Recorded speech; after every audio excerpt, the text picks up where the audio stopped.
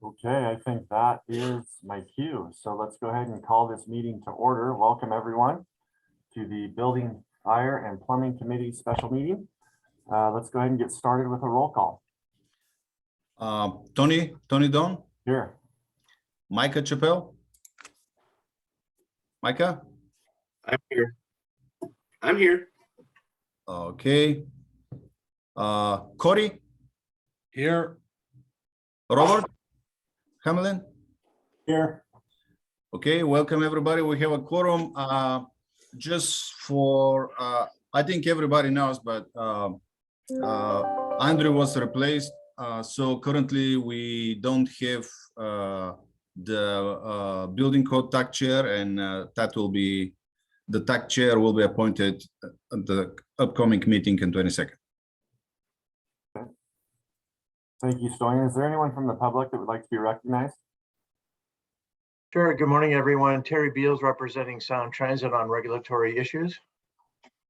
Welcome, Terry. Thank you. Dave Kocock with the Washington State Association of Fire Marshals and City of Spokane. Welcome, Dave. Hi there, Scott Newman from the Structural Engineers Association of Washington Earthquake Engineering Committee. Welcome, Scott. Hi there, Susan Chang from the City of Seattle, Seattle Department of Construction and Inspections Geotechnical Group. Welcome, Susan. Ken Burlett, Seattle Fire Department, had to keep the City of Seattle thing going. There you go.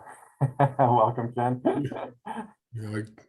Good morning, Brian Rogers with the International Association of Plumbing and Mechanical Officials, sitting in for Jed Schuerman.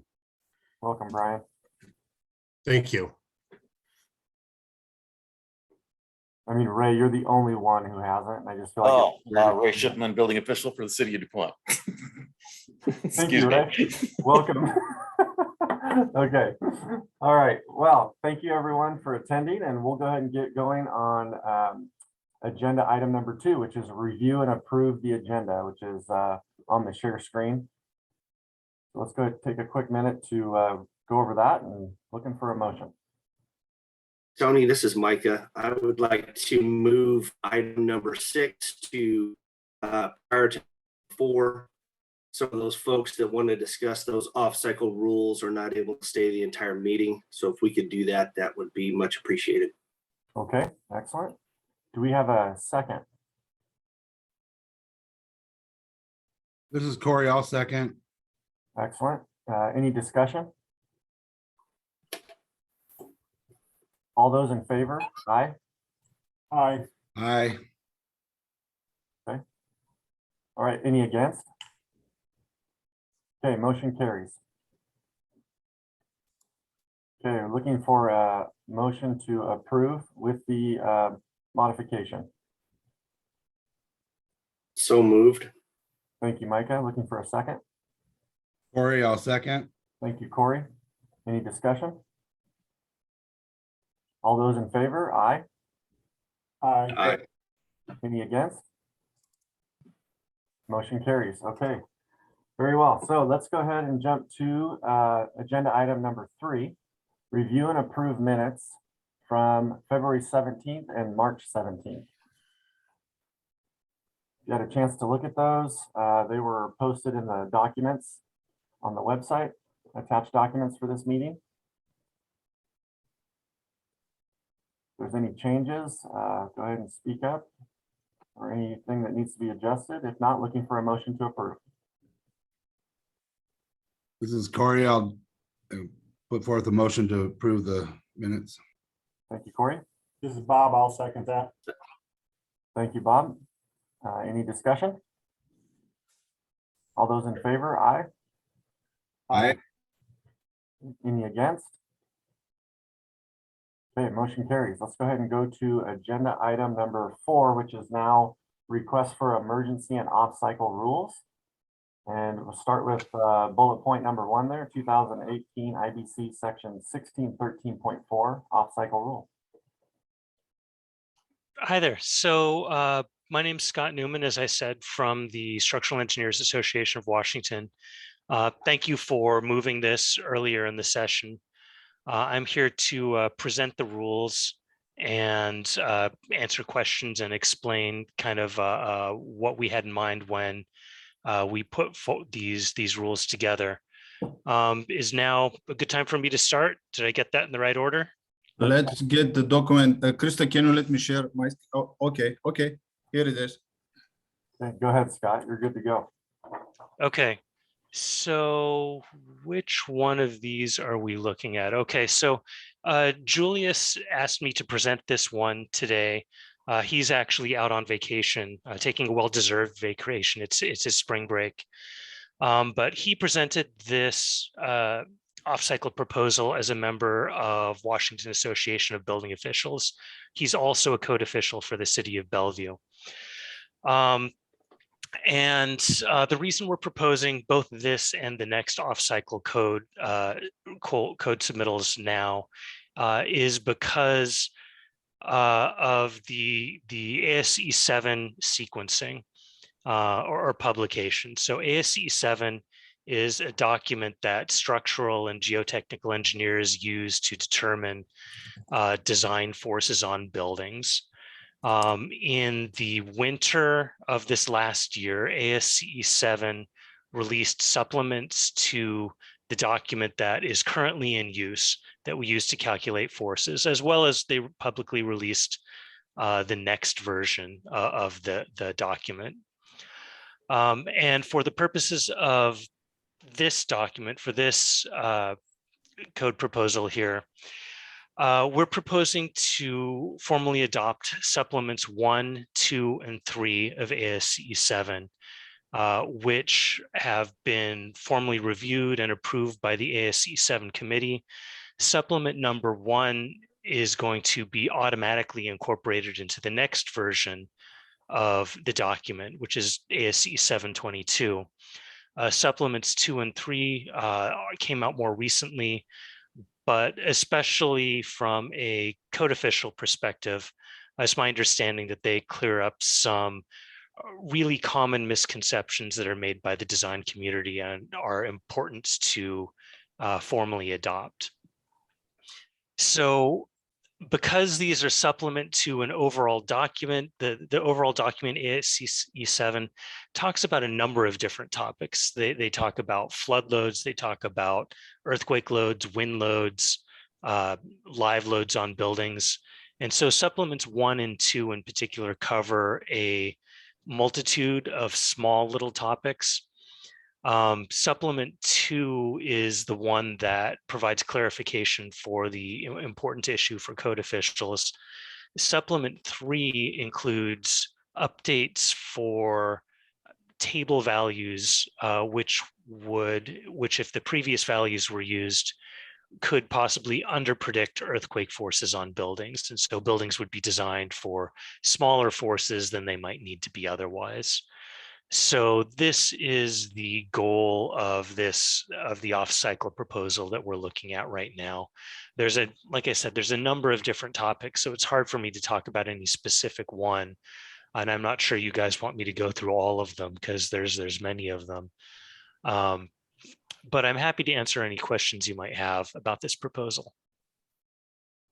Is just for clarification's sake, is what's in front of us here? Do we have 2 documents going for this, or is this both bullet point items? Well, it was a little confusing with these proposals because I received a few, so it took me a while to sort them. But this is one proposal, and we have another one for chapter 16. There is a supplement for reference, I think. Do you want the supplement? So this is the second document. Got it. Okay. Okay, here is the supplement.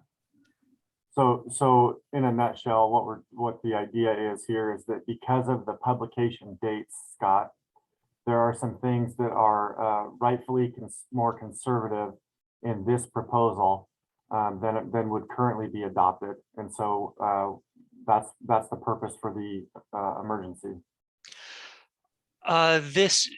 This document here includes corrections to the code document that we use, so the reference document. So I wouldn't necessarily call it unconservative. I would call it a correction to avoid unconservatism. Got it. Got it. Okay, Micah, go ahead. Yeah, that's correct. It's more or less along the lines of kind of an errata document as well. That's what supplements are for ASCE7 is to clean up some stuff and make sure that everything is in line. We do that with the building code and stuff we miss and overlook. And so this is important to get this into the 2018 for use there. And that's the reason for the off cycle. I know we talked about an emergency rule, but of course that's a similar process. So that's why the off cycle request came. We want to make sure we get this in for 2018. I know there are some accompanying or companion proposals to get stuff into the 2021. And then hopefully this will automatically come into the 2024. So definitely want to support both of these, but we'll stick with the one we're discussing first. Okay, excellent. And Susan, go ahead. Thank you. If I could just build on what Scott and Micah were saying, and I'll speak mostly to the earthquake forces because that's the part that I'm most familiar with. The way things are currently written in ASCE 716, you can't really use it. As you're sitting there trying to figure out what your earthquake forces are, there's information that's missing. And so what comes in supplement 2 and supplement 3, especially, allows you to actually determine those forces. So without these supplements, you can't use 716. Very well. Thank you. Appreciate that. Bob, go ahead. Yeah, my question, I guess, was the comment about misconceptions from the design community. Are the design community just hitting minimum standards and this would kind of induce them to go a little bit higher? No, so that particular reference was there's kind of a poorly worded section of the code that if you read it in a certain way implies that when you evaluate a building for an earthquake using a certain method, you don't need to consider twisting of the building. And that wasn't ever the intent of the code writers. But apparently building officials see this an awful lot because to really understand it, you need to really dig down deep into it. And even look into kind of the analytical methods that are being used. And those are oftentimes hidden from the designers when they use commercially available software. So this kind of coordinates the code language with how in practice it's commonly implemented and makes it more clear what the intent of the code is. So without this change, we're not pushing anybody beyond what was intended for the code. It's making sure everybody complies with what's intended by the code. Excellent. Thank you, Scott. Any further discussion on the first proposal? Which, for clarification, we started with, let me get back to my agenda. I thought we were starting with 1613.4, but we jumped to 35 to start the reference. Well, we started with 35, yeah, and we'll get to 16 after we finish with that. So any further discussion on the IBC chapter 35? I want to raise a concern. I'm not knowledgeable on the structural stuff, and I touched base with Micah a little bit. I'm a little concerned about the time frame, and just to let you know that due to the process we follow and staffing issues and our priority, which is 2021 codes adoption, we may end up adopting this, almost the same time as the rest of the codes with very close effective date. So that's if the council directs staff to do that, we'll do it. We'll do our best, but the time, and keep in mind we are also working with another state agency when we're filing the documents, so we may end up with really close effective dates. From an application standpoint, Stoyan, well, maybe Micah has something to say on that, but go ahead, Micah. I don't want to interrupt you, Tony. I guess in that sense, Stoyan, would we also be better off to recommend this as an emergency rule as well as starting the off-cycle rule process concurrently? Well, what's the point for emergency and off cycle at the same time? The reason being is because we would have to, the emergency rule is good for, if I believe it's 120 days, and then we would have to vote to move it into off-cycle rulemaking for it to be maintained at that point anyway. So my understanding is we can do both concurrently. I believe we've done this in the past where we do an emergency rule, but at the same time, we move it into the off-cycle rulemaking. That way, hopefully by the time the emergency rule is up, the off-cycle rule will be done. Currently, we have an emergency rule that was adopted a few months ago and re-adopted 1 month ago because we are working on adopting this rule permanently with 2021 code. So that if you want to do emergency, there is no reason to start off-cycle rulemaking if we can start the regular rulemaking. You guys already have a proposal for that. So if it's an emergency, it will kick in immediately after it's adopted, and then it's effective for 120 days, and we can re-adopt it if we are into the process of permanent adoption. That's the rule. And Krista, so if I'm wrong, you can correct me. Feel free. I think you're right in that, where we can re-adopt the emergency rule if we're into permanent rulemaking. However, this needs to be permanent rule for 2018, not 2021. So I think we have to, or we would be required to go through off-cycle rulemaking for 2018 for this to be permanent in 2018. And I could be incorrect. Again, maybe Krista can correct us both, Stoyan. But I believe that is the path, and that's why we were requesting the off-cycle. And it sounds like we would be wise to request it as an emergency rule as well. Krista, go ahead. The question would be whether or not this has to sit through a legislative session.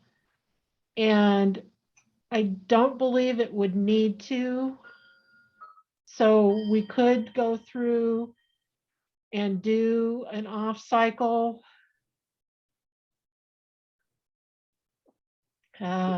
Well, and basically call it a correction. And that way it wouldn't need to sit through the cycle. If we adopted it as an update, it probably would need to sit through, and then so that would make it effective the same time as the 2021 codes. So you're proposing with CR 105?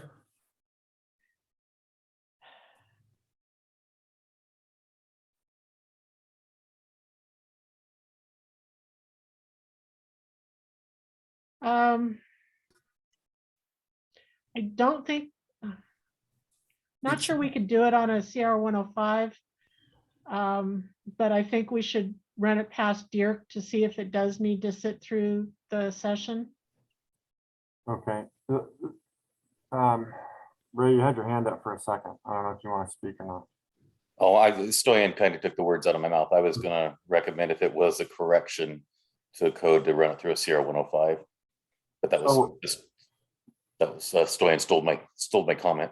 Okay. Yeah, the problem with the CR 105 is that if anyone does submit a comment, it automatically pushes it into regular rulemaking. And I believe that this might generate some comments.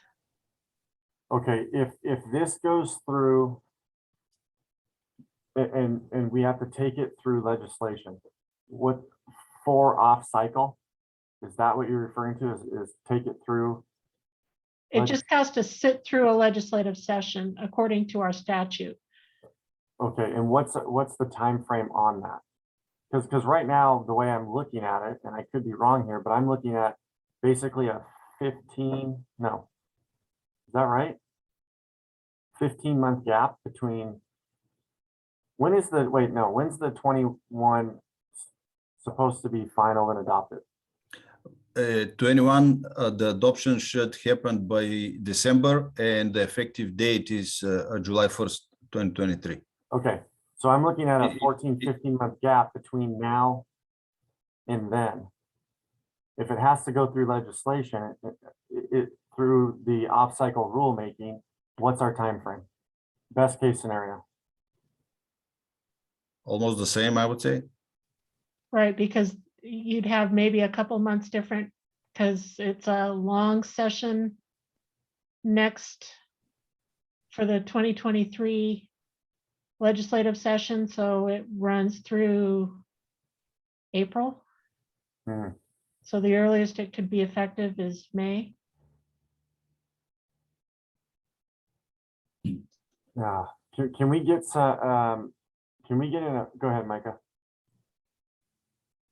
I guess I'm not understanding based on RCW 510420 policies under number 7, under number 6, where it talks about sitting through the legislative cycle and session. It says the December 1st deadline and shall not apply to emergency rules or expedited adoption of rules under the Administrative Procedures Act. My understanding with this, with off cycle, those would be expedited adoption of rules. No, the expedited rule is we have, how we call it CR 105, if we have editorial modifications. Why is it editorial only? Because this talks about. Well, there are regular rules, expedite rules, and off-cycle rulemaking. Those are different things. So the RCW does not cover off-cycle rulemaking. What covers that? That's just rulemaking. So how is that different under the policies and consideration for proposed statewide amendments? I'm sure we can discuss this further. I just am at a loss for understanding here, and I want to make sure that the public understands as well. If there's a different set of rules for off-cycle, we need to know what those are. Off-cycle rule and 2021 code adoption cycle regular rule, these are the same type of rules, the same procedure. The different rules are emergency and with CR 105. But again, there are specific provisions for these two. So off-cycle rule and what we are doing now, they are under the same procedures and the same rules.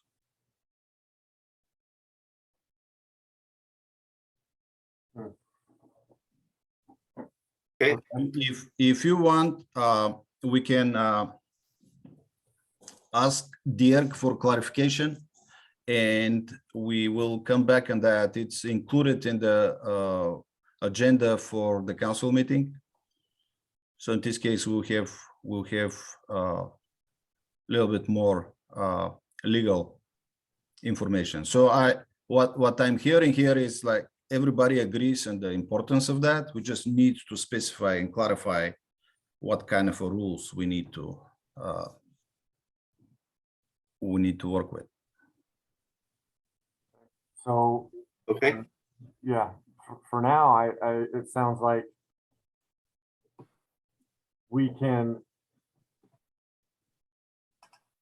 as far as council action goes, we can vote on this today for an emergency rule, and we will wait to hear back from Dirk as far as the what the process should be moving forward.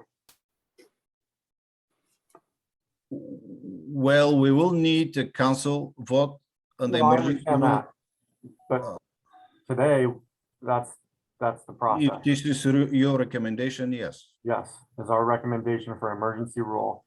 And then hopefully between now and the 22nd, we can get some guidance from Derek about how to proceed with the off cycle.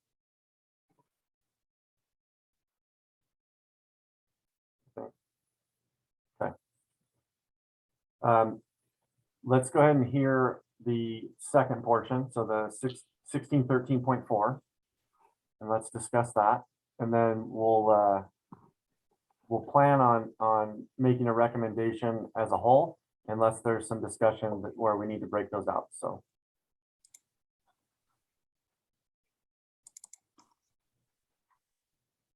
Okay, thank you, everyone. For SCAW, it was important to us to wait until the official versions of these documents were released by ASCE7. So it sounds like we have a challenge or maybe a misalignment in timing. I appreciate I'm everyone's help. sorry, I'll cut you off for a little bit. I apologize. Do you see the proposal on the screen? Oh, No? No. What about now? yes. Okay, great. Okay. So for this proposal has to do with structural earthquake forces and to a lesser extent seismic, geotechnical engineering as well. But to understand kind of why we're submitting this proposal, I'd like to give you just a brief bit of history, again, of this ASCE7 document that we use to calculate loads. So there are three different issuances of the ASCE7 document that are relevant here. There's the ASCE7 10 document, which until recently has been the document that's been in use. There's the ASCE7 16 document, which is the document that that is a reference document, a reference standard now. And then there's ASCE7 22, which is the document that's not referenced by IBC 2021, but it's going to be referenced by the next IBC. So in the calculation of seismic forces in ASCE 710, the earthquake design and earthquake engineering community realized that the way that forces were calculated had a number of errors and needed some corrections. And the corrections were really large. They required quite a bit of effort. And by the time that ASCE 16, the current document that we're using, needed to be released, the corrections had not fully been developed. So in the current standard, what the ASCE 7 committee did was they made some very temporary and very kind of rough and approximate patches to the document, which are very difficult to work with. As Susan said, some of them were incomplete and need correction by the ASCE 7 supplements. Now, however, this last winter, ASCE 722 was published, and these kind of a more advanced method that solves the errors that initially were included in ASCE 7 has been completed, it's been developed, and it's published, and it's available. What this proposal includes is bringing in the fully realized method for calculating earthquake forces that are published in ASCE 722 into the current adopted codes, so we can use this method that has been developed and is now finalized. There are a couple problems with the temporary fix that was included in ASCE 716. The first of which is it's largely overly conservative. So the SCAW Earthquake Engineering Committee has looked at locations really geographically spread out throughout the state of Washington, from corner to corner, from north to south, east to west. And we found that when you're using the current procedure included in ASCE 716, you end up needing to design buildings for larger earthquake forces than is necessary, and that the state-of-the-art research really supports. So by bringing in the ASCE 722 procedures, we're going to be reducing earthquake forces that buildings need to use for design. And that's going to save on cost, that's going to save on design time. As an alternate to using the overly conservative methods of ASCE 716, there was an option that allowed geotechnical engineers to study earthquake forces kind of more in depth to come up with something appropriate for individual buildings. However, one of the challenges with that is that this process is very non-standardized, And it varies a lot more by the engineer performing the work than it does by the building site or the building soil type, as you would expect. So different geotechnical engineers perform this type of analysis differently, and the results vary widely because of that. So by bringing in the ASCE 722 procedures, we're going to be reducing earthquake forces, saving cost. We're going to be reducing design time because this is a very fast procedure. It's kind of a procedure where you can look up the seismic earthquake forces on a building on a internet database. And it's also going to be much more standardized. So there's lots of benefits to this. What you're seeing on the screen right now, you see a lot of highlighted wording. What this highlighted wording is this is language that's brought in word for word from ASCE 722. So as much as possible, we're bringing in exactly what is said in the new approved and published document. There's also some underlined language in here that is not highlighted. That's language we needed to add just to make the references work. We added language to make it clear that the portions of the code we're bringing in are only applicable for calculating earthquake forces. So as part of developing this document, which the Earthquake Engineering Earthquake Engineering Committee has been doing over the past year, the committee looked at ASCE 722, and we really looked at all the parts of the code that would need to be brought in to be coordinated with ASCE 716, the currently approved document, because we didn't want to bring something in to the current document which would break something, how something else works in the document. So we had a pretty long effort making sure that everything we would bring in would be coordinated would work with the way we intend it to work and wouldn't break any other part of the code. And so that's what's being submitted here. Kind of the major extra thing that we're bringing in besides earthquake forces, the way earthquake forces are calculated, is the next ASCE 7 document brings in intermediate soil classifications. So currently, site classes for soils, they're classified by letter designations A, B, C, D. Generally, site class A is really hard soil like bedrock. Site class C is pretty soft soil, and there's softer soils beyond that as well. We bring in new intermediate soil types, which are kind of narrower ranges between the hardness of the soil. They're called site class BC, site class CD, implying that they're kind of intermediate between the previously called out site classes. The reason we needed to bring these into the document are because the online lookup database uses them for calculating seismic forces. So you can't use the online lookup without these intermediate site classes. And so we were required to bring these in together with the new seismic calculation methods. But like I said, we did add provisions in this document here saying that they're only used for calculating seismic forces and not for any of the other provisions of the code. So that's a pretty long explanation. I'm sorry. Does anybody have any questions or comments about it? Susan here is also very familiar with this, and Carson Baker from CPL, who I see joined us, is actually the main author of this document. So we have a lot of people who can answer questions for you.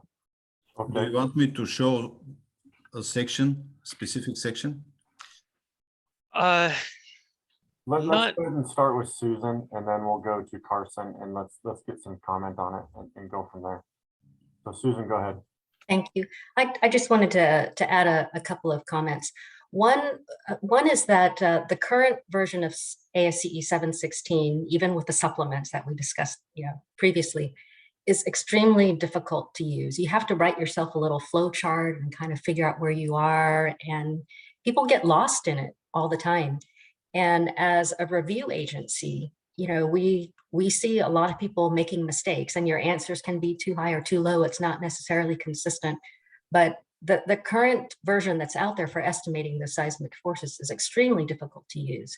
And Seattle is lucky because we actually have geotechnical engineers that review those. We're the only review agency in the state that has geotechnical engineers on staff. Every other city, and especially the smaller municipalities, I think generally they sort of just accept what comes in, but we're the ones that, have some capability to review. And we see that people are making mistakes because of how difficult the current version of the code is.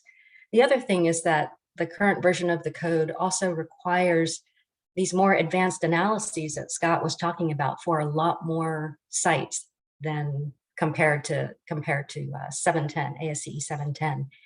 And there are a lot of firms that don't know how to do those more complicated analyses. And so projects that could, typically work with a smaller size firm that, to help try and keep their costs down. Now the code is requiring these more complicated analyses that they then have to, that geotechnical engineer they've hired then has to go to a firm with more expertise, and they're getting costs of $10,000 to $20,000 that get added to what could be just a very small commercial project. And so those are the kinds of amounts that can make a difference to the budget. The other thing, I think the last thing I wanted to point out is that we are proposing this as an option. So what's in 716, you can still do. You can still go through that complicated process, if that's what you choose to do. But what we'd like to do is add this as an option for people to use something better and for people to use something that's easier. Thank you, Susan. Appreciate that. Carson, go ahead. Yeah, no, that's all that I was going to say too. I think that the last point there, if some projects are already using the current method, this is not replacing that, it's adding an option there. So that wouldn't disrupt projects that are currently using the complex method in place now. Excellent, thank you. Stoyan, go ahead. Oh, no, nothing. Okay. I'll make the same comment as the previous one. I guess the decision will be the same. Okay. Other than that, and the technical stuff, I don't have opinion on that. I don't. Okay. Thank you, Stoyan. Okay, so let's go ahead and open it up further if need be. So is there any other discussion? Okay, excellent. Okay, so I think what I'm hearing is that we are going to be looking for a motion to recommend emergency rule on 2018 IBC section 1613.4 and chapter 35 ASC 16 supplement for emergency rule, to recommend that to council, and then get direction from Derek as far as moving forward with the rulemaking. That's what I believe that's what we're trying to do today. So looking for a motion on that. This is Corey, so moved. Thank you, Corey. Okay. I'll second that. Thank you, Micah. Okay, any further discussion? All right, all those in favor, aye. Aye. Okay, any against? Okay, motion carries. Thank you for your time, Scott. Appreciate it. Thank you, everyone. Susan and Carson, appreciate it. Thanks.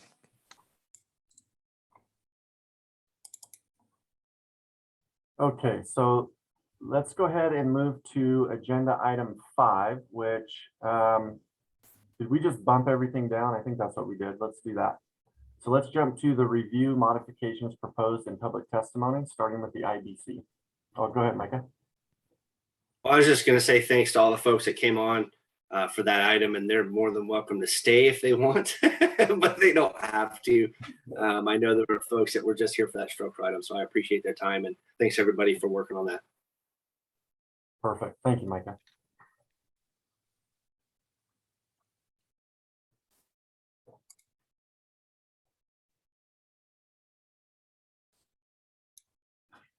Okay, it's a very simple. Can you see this? Yes.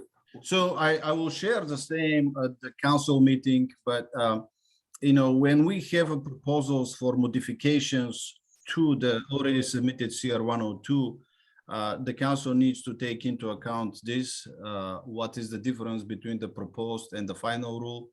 And I think Dirk will spend a little bit more time to explain again the details. And also we have to comply with this. This is in the WAC, and I tried to highlight item 1, and the last sentence is an objective of statewide adoption is to minimize state amendments to the model code. So when I say it's unnecessary, they just don't get upset with me. I'm just sharing an opinion. It's regardless of who is proposing it and what. So it just take it into account if you want. If you don't, just don't take it. Okay. Thank you, Stein. With the building code, just give me a few seconds. With the building code,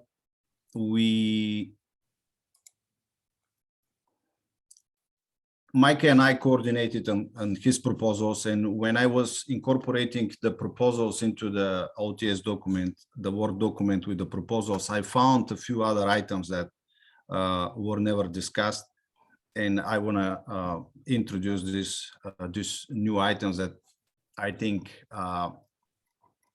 they need to be taken into consideration. This is Micah's favorite, section 429 for the electric vehicle charging stations. And there is a language here in 429.4, it's related to the accessible parking. We compared with chapter 11, which also has section related to accessible EV charging. Our proposal was see section 429.4. So it's when you read this stricken language, it's difficult to compare what we have in 429, which is copy paste from the state law, and this new section in the building code chapter 11, because in 429 we have 10% of accessible parking shall be EV ready or with the EV charger, and here it takes a different approach. Not less than 5% of vehicle spaces of the site served by electrical vehicle charging stations shall be. So when you calculate which one is more restrictive, it depends how many parking spaces you have and how many charging spaces. So after, pulling my hair, which I don't have much, I decided to at least try to incorporate the language from chapter 11A into our proposal in 429.4. So it was Krista's suggestion to clarify that not fewer than one of each type of EV charging system shall be accessible. We think that this is clarifying language. And in the same section, we have a mistake right here, so I'm correcting the reference. This is for 429. Tony, I don't know if I can go through all or we can discuss section by section.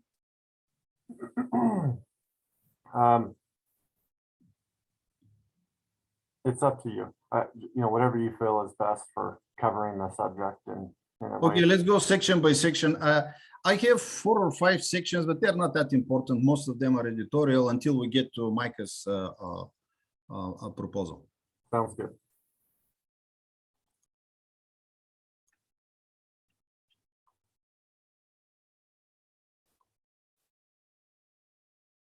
So this is all I have for 429. If Micah has something or somebody else, again, I'm not pushing for it. I was just trying to clarify the language, but 10 heads think better than only one. So any suggestion or recommendation, I'll appreciate it.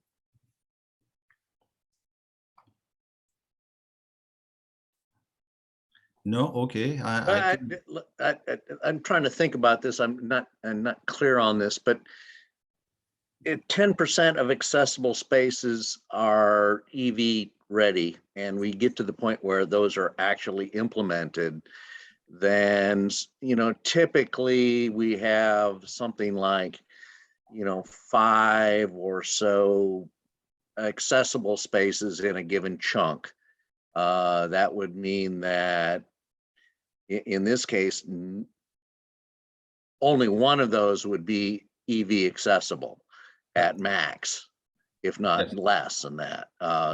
In some places you have 10 or more, like say at Costco or Lowe's or some big box store, you might have 10 accessible stations. Then one of those 10% would be chargeable, but that spot's often going to be just taken up, period. And so the problem I see here is that for an EV driver who needs an accessible space, the probability of getting to a charging station is going to get reduced to essentially 0.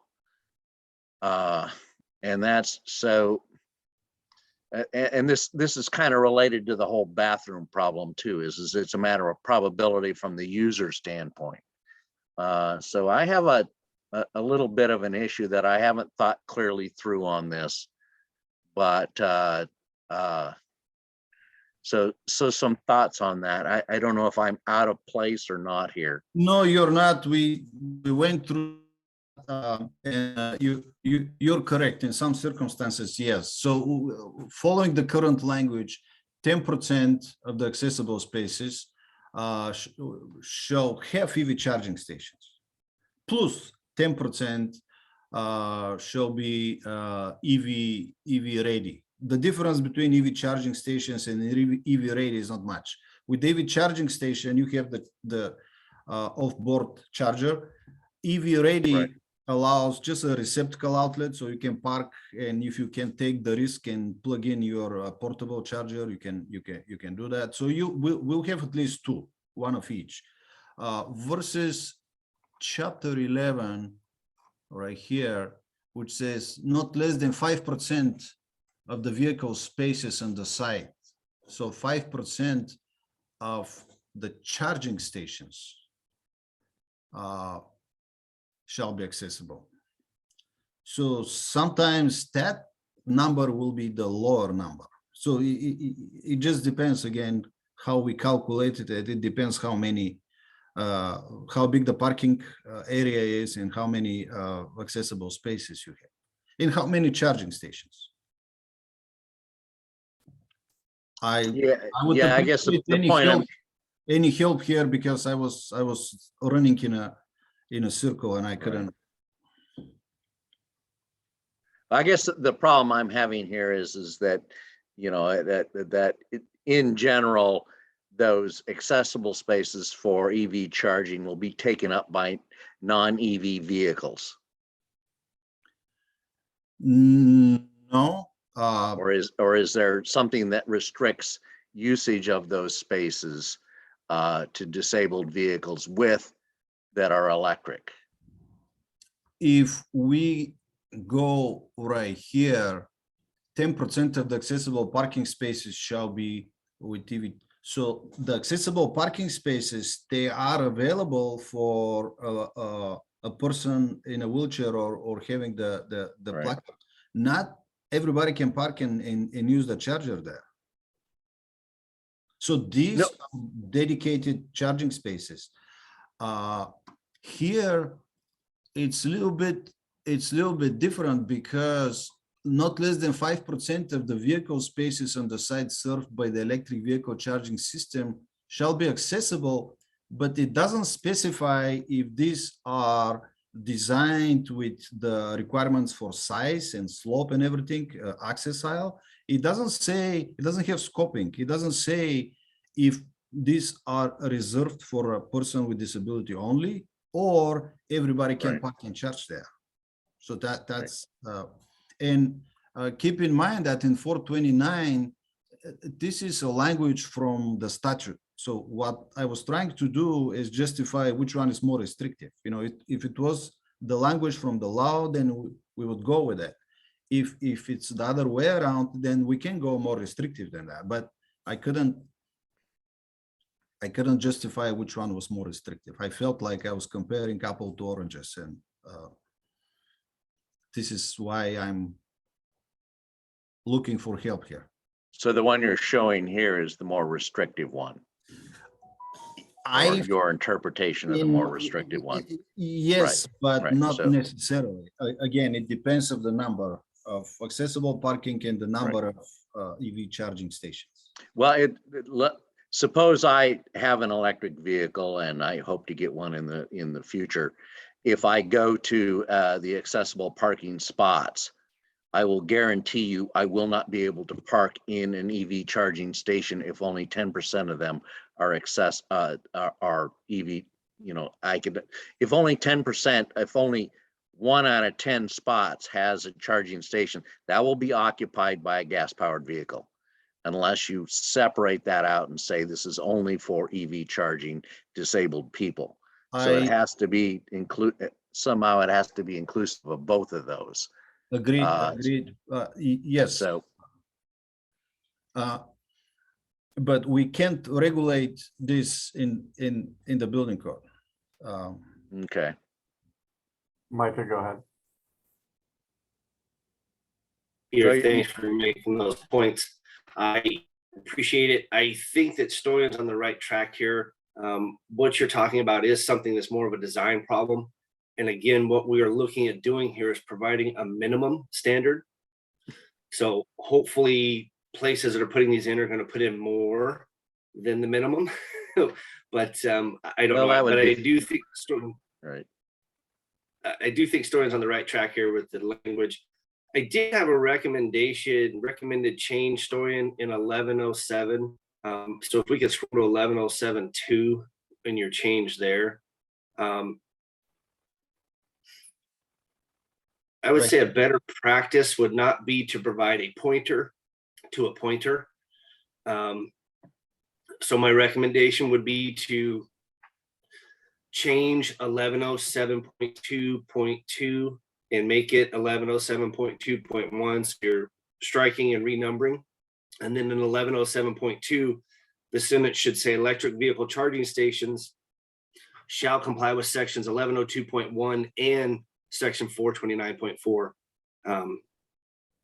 Just because you got a pointer to a pointer at this point. So you're in 1107.2, you're pointing to 1107.2.1. I get and it. then there you're pointing to 429. And that's, we could just eliminate that entire section and move that section number up into the charging language.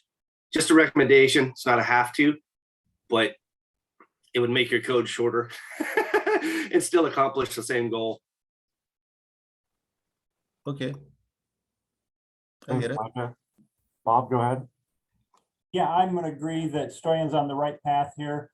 This looks to be kind of a behavior issue because we don't know the behavior patterns of EV users that well yet, since they're relatively new. It's almost like checkout stands within a store. You can't plan for when the customers all want to leave the store and go through the checkout stand. So you're trying to, arrange enough at the right time. So that's my take on that. Thanks. Well said. Thank you, Bob. In California, well, I'm not, if it was good in California, I would still be there, but how they took care of that, they combined requirements in the vehicle code and in the building code, and the California Division of State Architect developed technical requirements for these EV charging stations. And their approach was, if you have up to 4 charging spaces, all shall comply with the requirements for parking, for accessible parking, but everybody can park and charge there. So they are not reserved for persons with disabilities. And when you exceed 4, and then there are reserved spaces for charging.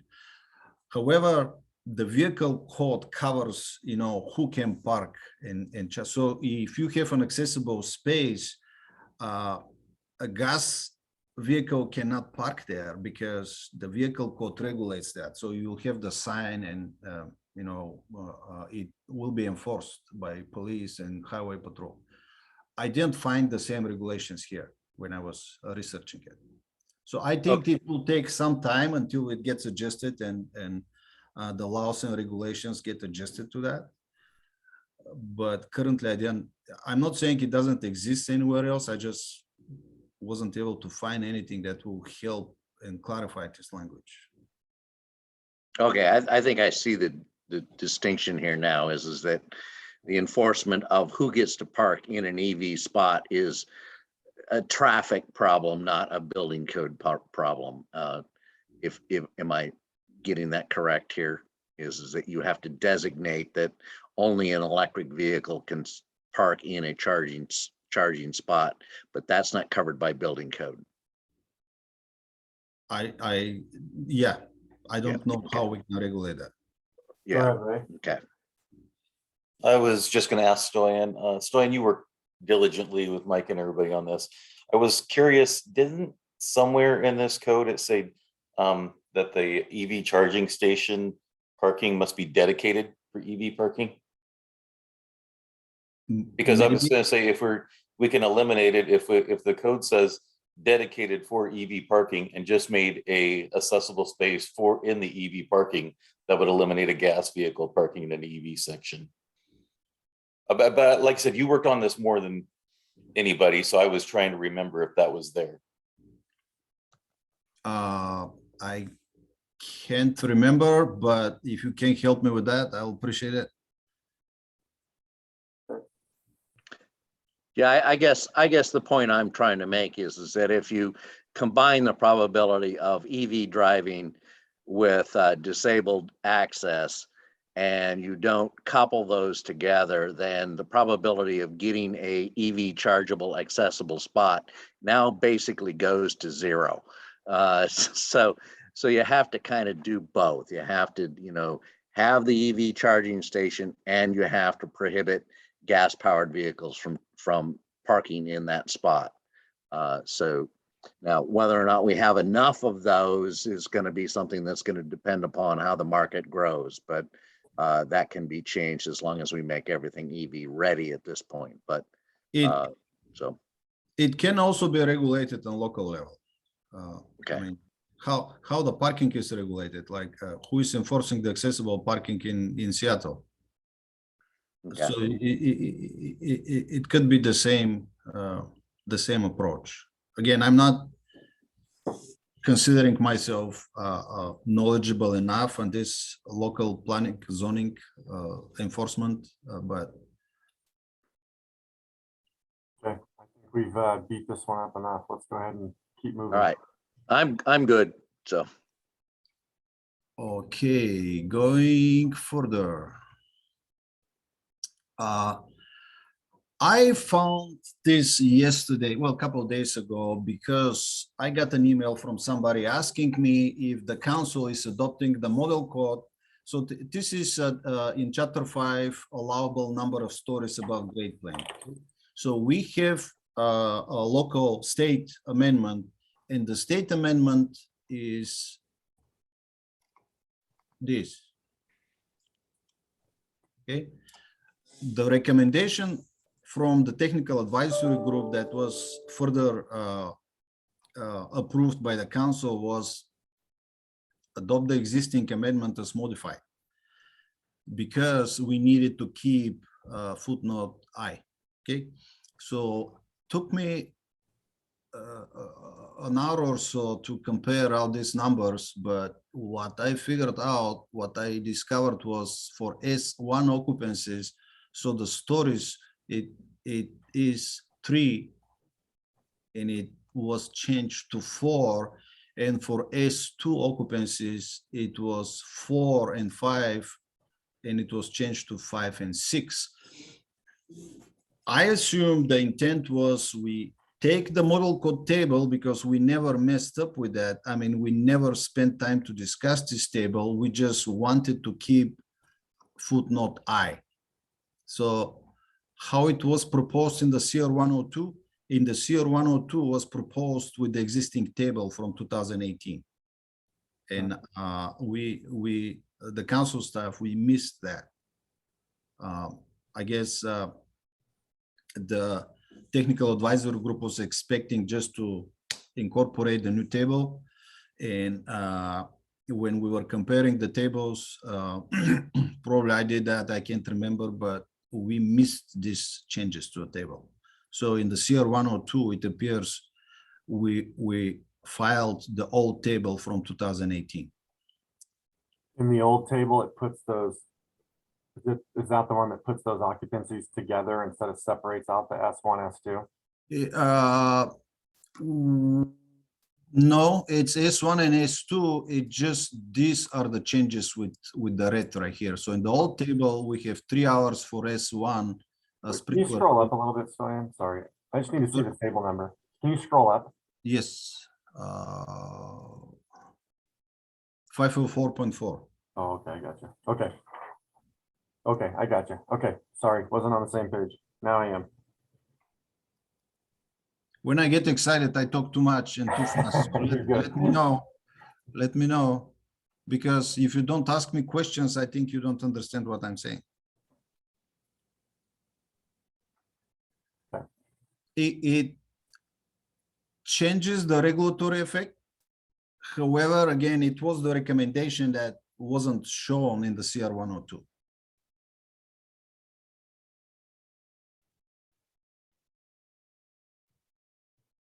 Okay, so is the intent here that this is what the original intent was, however, it just didn't get filed that way. Yes, this is what, when you check the reports, this is what the report says. Okay, all right. It even has a note, about the footnote. Keep the Okay, footnote. so we would recommend to move this to council as we see it here instead of what was filed in the 102. Yes. Correct. Okay, got it. So my understanding, following, going back to, the reports and the discussions, my understanding is that it was the intent, it just staff didn't file it in the right way. Okay.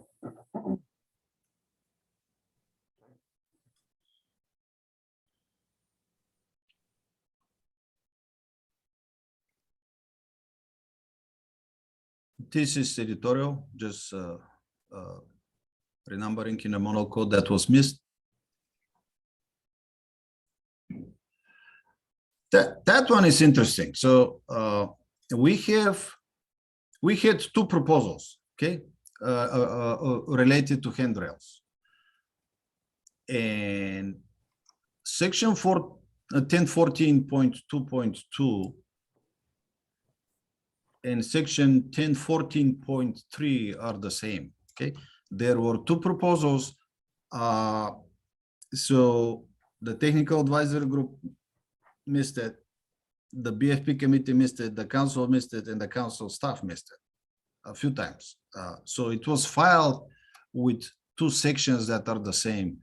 The intent was we had two different proposals proposing the same thing. It was just taking a different approach. I think the proponent was, one of the proposals was from Lee Krantz, and the other one was Calvo. I can't remember. I think, I'm sorry, Wabo, Micah, can you? More than likely, and I would have to go through and look at them to see what is correct.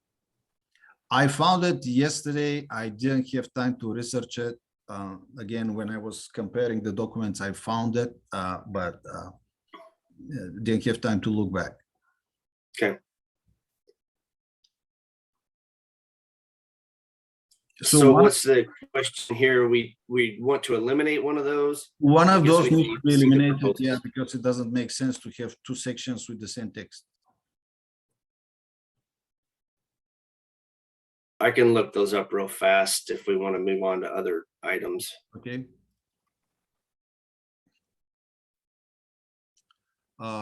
This is a model code modifications. We just didn't pick up the language from the model code section renumbering.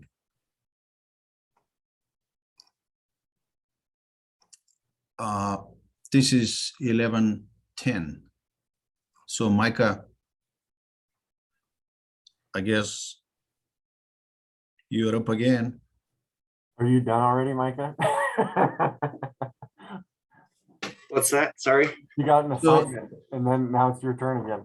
No, yes, this is. All right, where are we at? So 11:10, 2. Right. Whoop, you keep moving. Keep scrolling. Show me the change, please. Here is the change. I believe that's correct. We were adding call gender, and we're, Micah and I disagree very often, but we work very well. So we killed that very easily. Well, we fixed that very easily. But I used the wrong term. This change in chapter 11 and the modifications in 2902, these are all related. Let's see what I have here.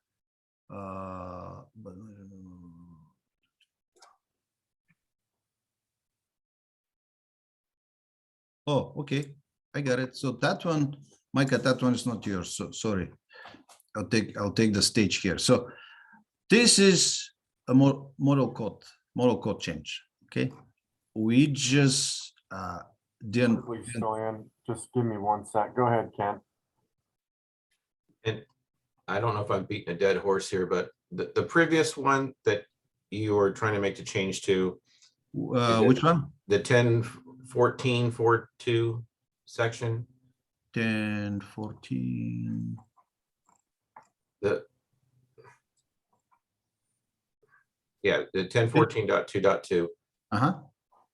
I understand that you're saying there's a difference here, which is or duplication. That's fine, but I'm back to my correlation.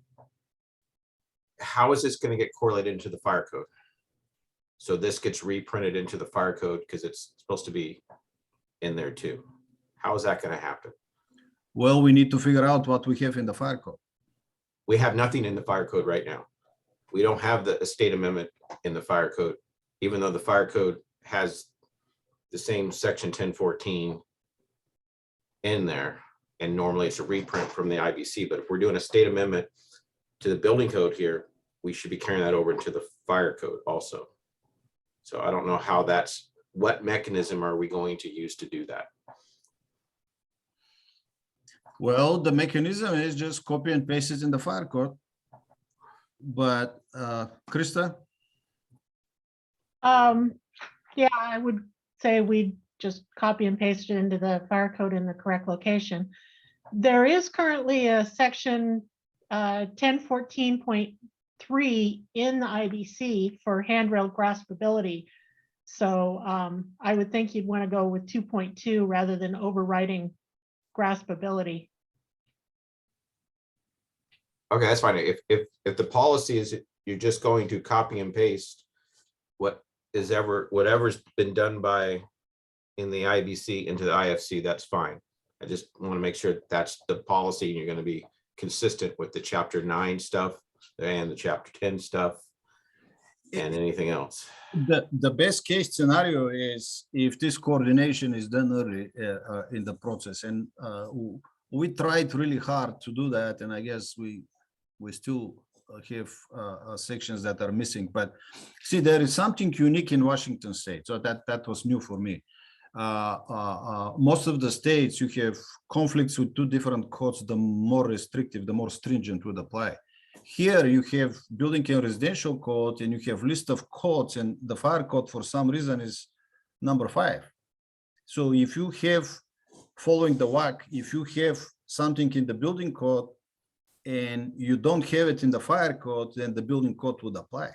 Yeah, no, I understand the hierarchy of the codes. That wasn't my question. I was just wondering if you're going to reprint the information to be consistent in the other codes. Well, it sounds like you are. This is what I was trying to explain. So even if it's not in the fire code, if it's in the building code, then it would apply. So when we take it from the building and do copy paste in the fire, I think it's okay.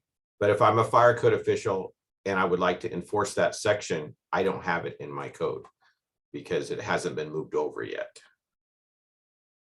So then I'm trying to get a hold of my building official to enforce something in the building code when I'm the fire official, when it should be in my code. So that's all I'm looking at, is just trying to make sure it gets reprinted. If that's the intention here, is to allow the fire code official to enforce certain sections of chapter 10. Again, the best case scenario is we do this at the TAC meetings. And we tried this time, but no, it wasn't done at the tag meeting. So what I'm hearing now is that it's not going to be done for the 2021 code, or are you just going to think that this is just an editorial and staff will be able to do it? in this case, I think it may be considered editorial, again, because even if it's not in the fire code, it should be enforced. Okay, thanks.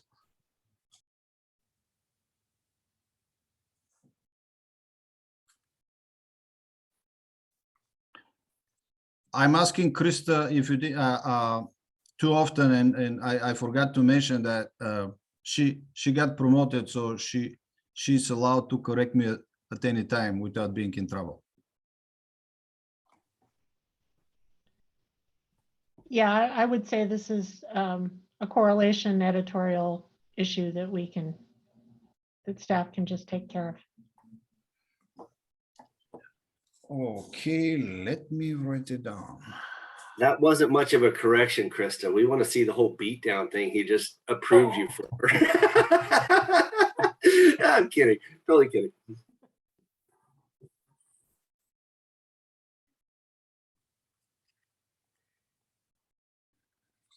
Okay.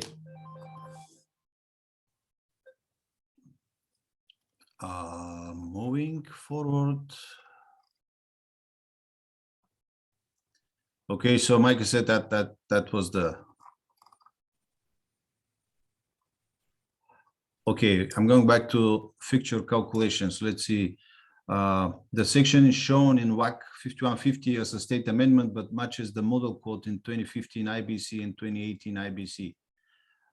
There are two new exceptions in 2021 IBC. Neither the IBC tag, the BFP committee, nor the council had a discussion on this section.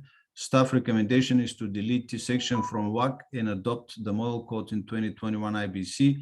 The other option is to add the model code exceptions and keep the section in WAC as modified. So here it is. We have this section. The model code language is the same. Staff missed it when we were incorporating the existing amendments. So here it is. If we want to keep it, then we need to add these two exceptions, or just eliminate it from the WAC.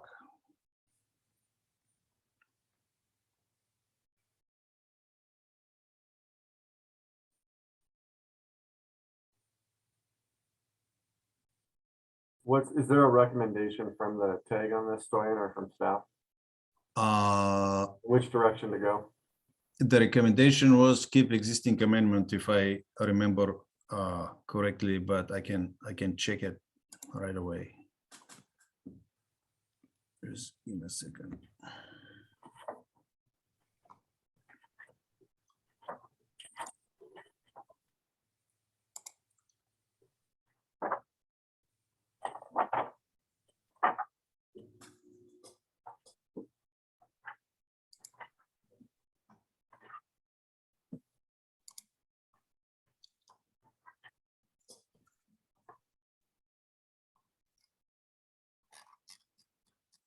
I'm getting there.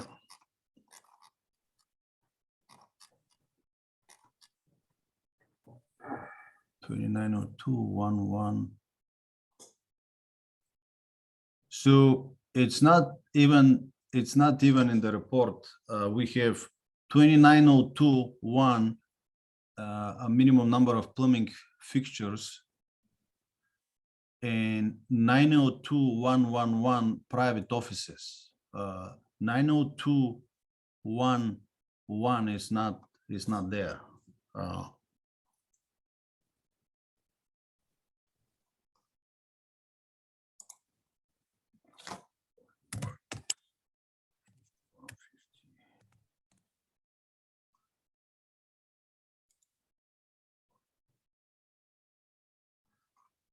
I'm checking what is filed with the code revisor's office, just 30 more seconds.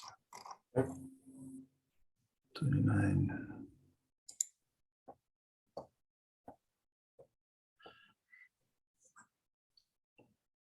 (290211) fixture calculations is there in the WAC, filed in the WAC without exception 2 and 3 again, because 2 and 3 are new. So what I can do, let's keep it open for now. I will go back and we'll figure out what is the rationale for this section again, because it matches the model code. So I'll research it. Okay, sounds good. Fine, thank you. 29, no, 2. Okay. Moving down.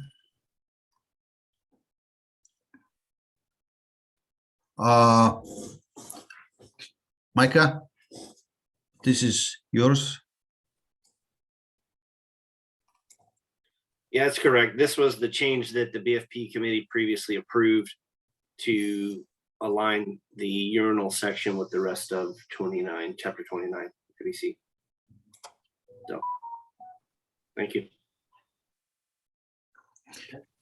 This sentence has been here for a long time. I tracked it until 2000. I can't remember 2000. It was before 2009. I didn't find a rationale why it was there, and of course I wasn't here at that time. So if somebody knows, this is a regulatory change how it appears. But again, I don't have the knowledge. I don't know why it was adopted there. So without that, we have no regulations for urinals. Krista was around at that time. She may remember something. Krista? I have no recollection.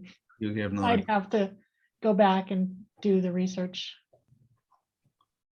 I secretly was expecting you will have something with that. Okay, so we'll keep that. This is the other one, all gender facilities. Micah's proposal, moving gender, changing gender neutral to all gender facilities. He will take the responsibility for using the right term, and the same thing with the last sentence, deleting the urinals. Same thing, all gender. There was a section here that section reference. So how we kept it, we forgot International Plumbing Code, and even if you change it to Uniform Plumbing Code, this section doesn't exist. So in the building code, we have 1210.3.1 where we have the privacy between the urinals, the water closet. Again, all gender,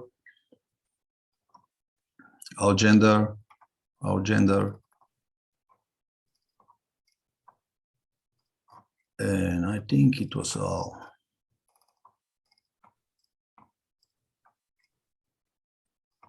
The table, we didn't change the table, and that's it. This table needs more work because it was adopted decades ago, and I don't know what was the intent of that. Probably Krista told me that there was a technical advisory group or committee in some regard that developed that table, but not this code cycle. So this is all I have, and your recommendation, my request for you is to recommend the council to adopt the modifications as proposed. Okay, as proposed and talked about and therefore adjusted before the 22nd, right? Because we have a couple things, right? That A few things that I need to research, yes. Okay, go ahead, Micah. I put in the notes or the chat that 1014.2.2 should be the correct location for that lateral. location for the handrails. Yeah, Excellent. and we need to move it to the fire code. Sounds good. So let's take the IBC and the modification proposals during the public testimony, and let's open it up for any further discussion first.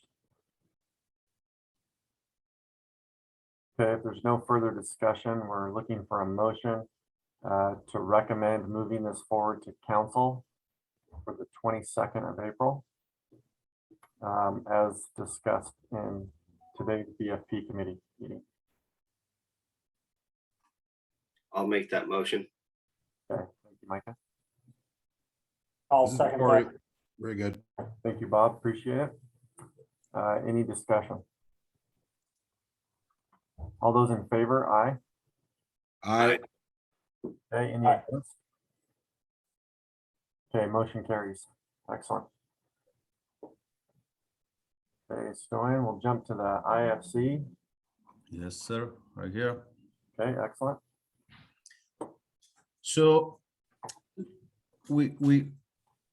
I missed that discussion during the fire code meeting. And again, these are staff recommendations, and I'll try to explain why. So it's up to you, you know, how you will recommend it to the council. Some of these sections are not big of a deal. Others are big of a deal, not because of the technicality in the section, but just following the procedure.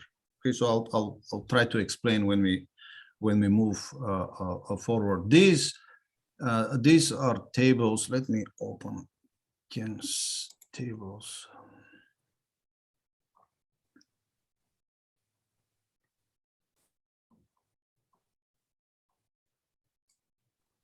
Here it is. Okay, so we had some state amendments to these tables. The recommendation was delete the tables because they match the model code. Here is what Ken is proposing, just adding a clarifying note. Is it necessary or not? I'm sharing personal opinion. I've never heard a concern about this reference, but you guys are into enforcement, so you may know more than me. Yeah, and when we went through that, there was specific instances where once this was applied, there was kind of a lack of direction as to the pointer, I guess you should say, and kind of where to go for that glazing allowance. So that was the purpose of that, and we'd like to keep it in there. So for the council meeting, I will add the tables and I will add the note right here. Okay, excellent. Go ahead. So, And Stoyan, yes, I'm hoping that you will put the correct table in there, that I didn't put the. yeah, it took me a while to Sorry about that. to figure that out, but yeah. No, I appreciate it. Thanks. When I started, I didn't know, because again, it didn't show up. It didn't show in the documents that we discussed. I just missed the fact that the tables were scratched. So I'll add the tables. So this one is interesting because it's not in the CR 102. So our rulemaking is unique. So it's one rule. The fire code is one rule. However, we have 100 rules in there, different WAC numbers. So this WAC in this section, it's not part of the CR 102. So now when we say, okay, let's delete exception 3, well, it's not, it doesn't exist. It's not part of the proposal. So it's not that, you know, the discussion is not whether or not it's important to delete exception 3. It's just not part of the proposal. That's the procedural issue we're having. So as a negotiation point, I'm pointing to this one. So in chapter in chapter 2, we're saying in the fire code, any reference in this code to R4 doesn't apply. Go ahead, Ken. Yeah, and Stoyan, I'm fine with that explanation. I understand that. And it's the same thing in the building code in chapter 3, just the same Yes. thing. And I was just trying to just clean it up, no different than what was just done under the building code, that you guys just struck the R4 provisions. Even though chapter 3 also makes the same statement regarding R4. So I'm fine if this doesn't move forward. I'm not against it. I'm not against it. It just, again, the procedure, it's not part of the rulemaking. That's fine. I understand.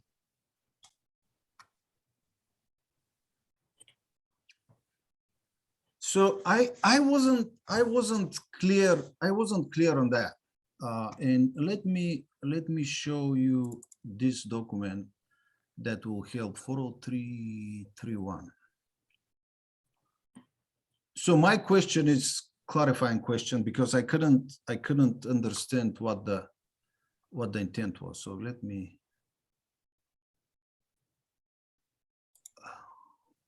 Okay, here it is. So here do you see this section, the Word document? Okay. Currently we have 5154A 0403 emergency preparedness requirements. Sorry about that. And here is the language in the IBC. Okay, so the section in the WAC currently is 40331, and in the model code we have 40331 ambulatory care facilities. So the first thing that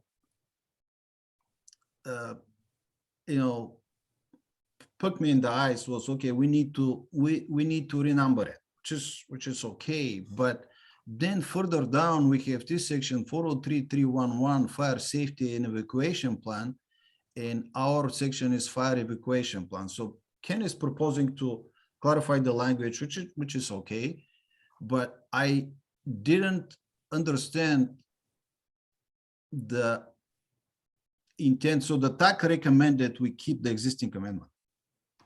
I didn't find any rationale for this amendment. It's an old amendment.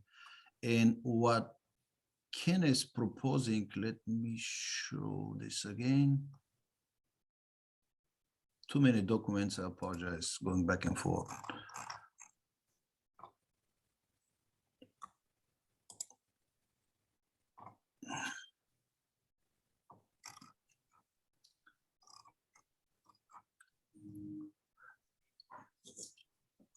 And Ken, correct me if I'm wrong.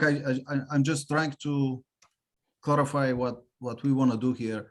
So are we going to use the model code language or amend the existing language? So if we amend the existing amendment to match the model code, can we scratch the existing amendment and adopt the model code? So it's a technical clarifying question, not for or against the proposal. I'm just trying to understand how I can incorporate it in the rulemaking documents. The intention was to, the model code language has changed to fire safety and also mentions the word now care recipients instead of patients. And also in the fire safety plan, it mentions care recipients instead of patients. So I just wanted to make sure that we're using consistent language throughout any of our state amendments that we matched. Okay, so in this case, then our amendment will match the model code. Is that? I think my proposal will match the model code. I'm trying to see where you're at right now in your document here. Here is. Yeah. So yeah, how you have it here is confusing because you're not showing the word patients being struck. I added the patient. Oh, well, let me show you right here. So So you're showing here that where the blue is, yeah, the patients needs to, It needs to be struck. Yes, I get it. So this is your proposal, adding a safety and evacuation plan, adding care recipients to match the model code language, right? yeah, let me just, let me look up something while you're, My question is, can we adopt, if we are matching the model code language, can we adopt the model code language instead having, you know, amendment in the WAC that matches the model code?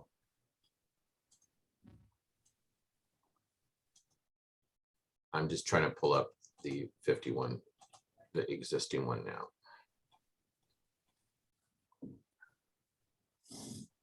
I will keep on the screen the model code, and if you can pull the existing, then we can. Okay, So you're just saying, Stoyan, if it matches the model code, why have it in the amendment? Just delete it out of the amendment.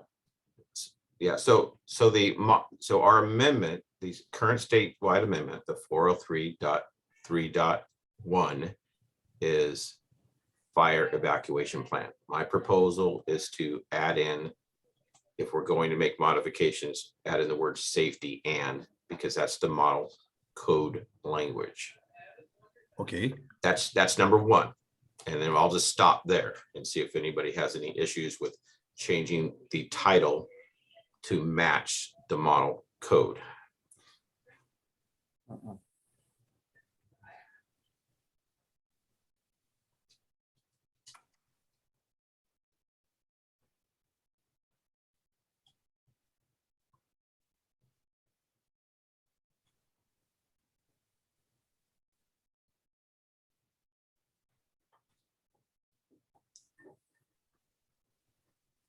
All right, then I'll just continue where the second sentence in that section,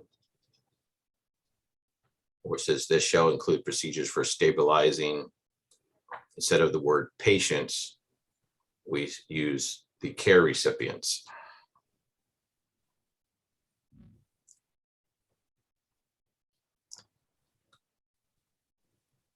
So we are scratching care, I mean, we're adding care recipients and we're deleting patients. Correct. Okay.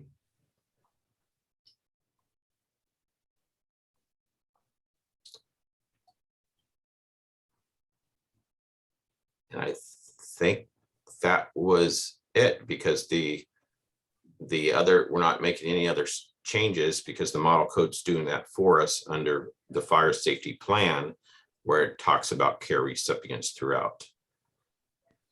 So this was just trying to be consistent, making the terminology care recipients the same in our state amendment as it is in the model code, which we're referencing in our state amendment. So this is word for word what's in the model code for section 403.3.1.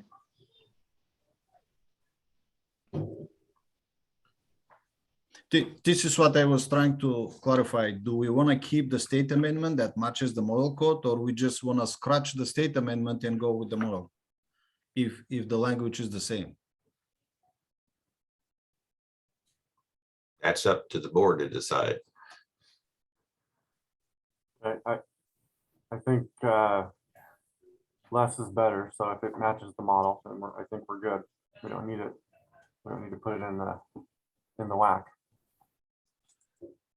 So in this case, then instead renumbering and adding this, we can just delete that.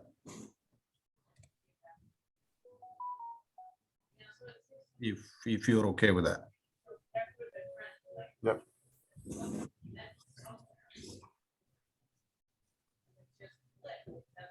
Okay.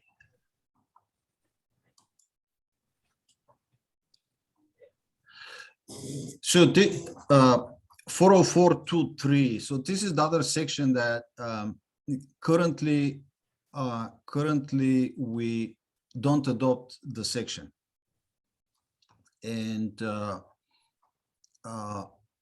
here is the proposal. The issue is that, again, it doesn't exist in the rulemaking documents. It's just not there. Not if it's important or not. It wasn't proposed at all because we decided to keep the existing amendment. Yeah, and I'm fine, Storm. If this is too big of a change now, doesn't meet the scope, that's fine. I won't push this forward. And we can, well, I have a long list of items for the next code cycle, but okay, 918. I guess I wasn't paying attention, and I don't have any. So I guess we're deleting that, right? Yeah, there's no path to get what it references. Okay. Go. And Ken and I talked about this, and Ken, you might be able to explain it better, but there's driving language, but no path in 918. Okay. In this case, in 918, we'll do that.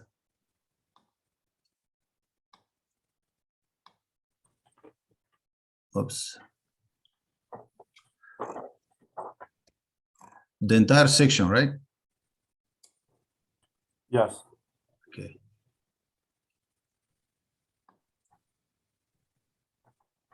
Oops.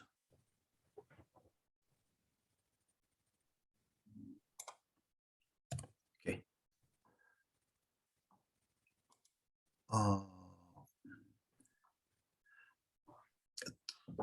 30819. Let me show it on the screen. And the same one with this story, and I'm fine. This one doesn't go through since it wasn't on the document before. No, that one was in the document. This one was in the document. Let me show it on the screen. 30819.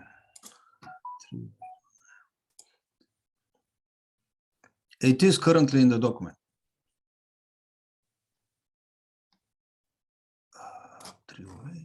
308, right here. So we don't have fireplace in the title, and the fireplace appears in the language, in the text. So if we delete fireplace here, we're changing the regulatory effect. We are deleting a requirement that is currently in the code. Versus if we add fireplaces right here, then we can consider this editorial. So because the requirement is there, we're just clarifying the title, specifying that it applies to fireplaces. So those are two different things. If we delete fireplace from the text, I mean, it's always subjective. Is it a significant change or not? In my opinion, it is, but again, it's just an opinion. It's not. Did this make it into the CR 102 though? This is in the CR 102 because we don't have, yes, we have some changes to it. This is why it's in the CR 102. So 30819 is in the CR 102. And it has changes in it. I mean, modifications to it. It's an existing amendment that was modified. So it is in the document. It's just how much of the requirements we want to change. There is always a risk if you're changing the regulatory effect. There is always a risk that this can be considered a significant change because it wasn't initially introduced in the rulemaking and stakeholders didn't have time to comment it. I'm not saying it's going to happen, but there is always a risk if you're changing the regulatory effect. This is based on the variance the document from the administrative procedure, like when we started.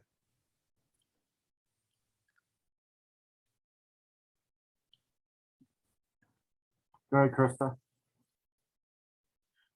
I would also recommend that we be a little more specific. Do we intend this to apply to all fireplaces or decorative gas fireplaces? Okay. Just Go ahead. Okay. because, Yeah, I just, this is a tough one. Because we're having issues with trying to enforce this in the city of Seattle. And it's just difficult for us. So we're trying to come up with some language to help.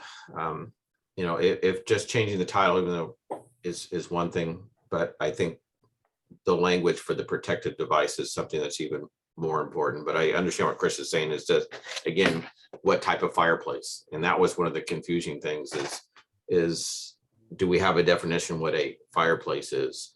Yeah, it's just a hard one for us to enforce. So we're just trying to clarify some things.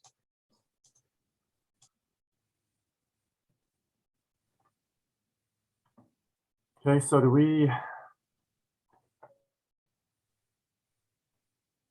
want to this did not get a chance to go through public hearing then? It went through public hearing with these changes as shown. So it's Not the title change. not for title change. No, Okay. no, the title I just cited it now as an option. It's not necessarily.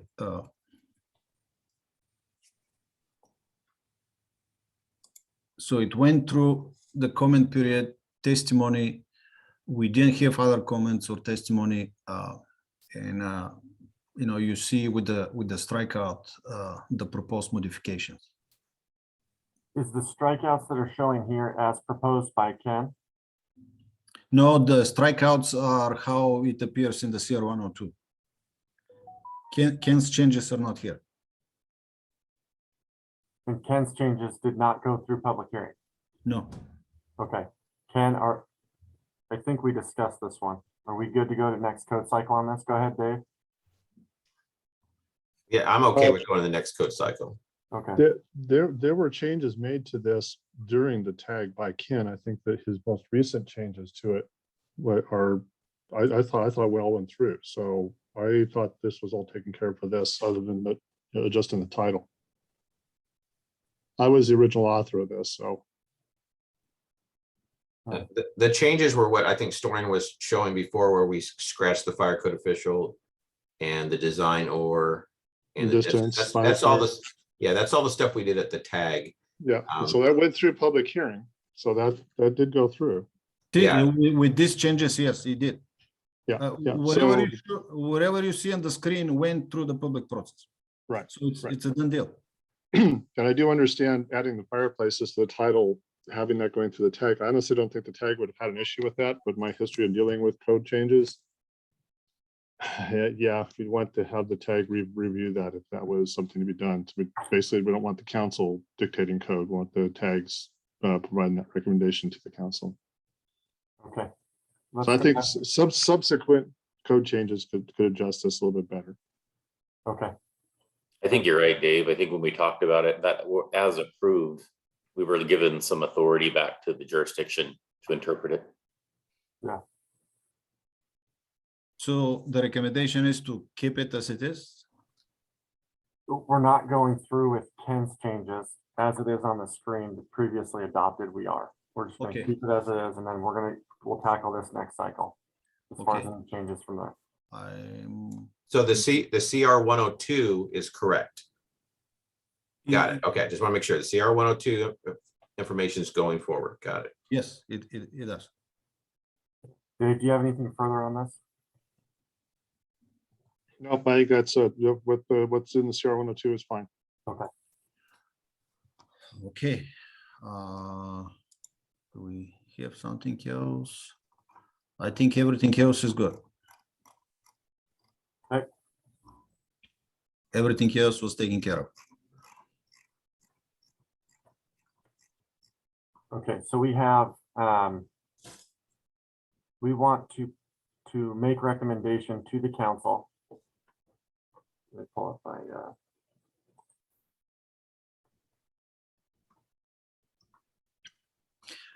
So the changes will be this. so we're going to not move forward with 4052, 403311, 40423, and 30819. And everything else we will look to move forward to council. 403311, we are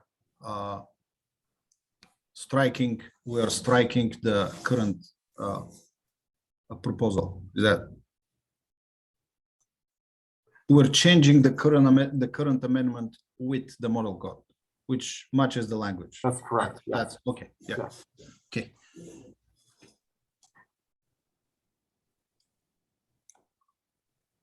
Okay. So we'll look for a motion on that.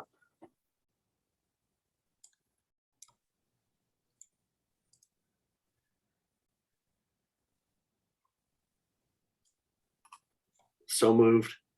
Thank you, Micah. That was Micah. This is Corey, I second. Thank you, Corey. Any discussion? All those in favor, aye.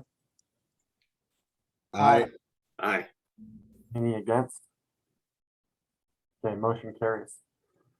Let's go ahead and go to what is now agenda item 6, which would be to review code change proposals for IBC structural, IEBC, IRC, the UPC, and the WUI.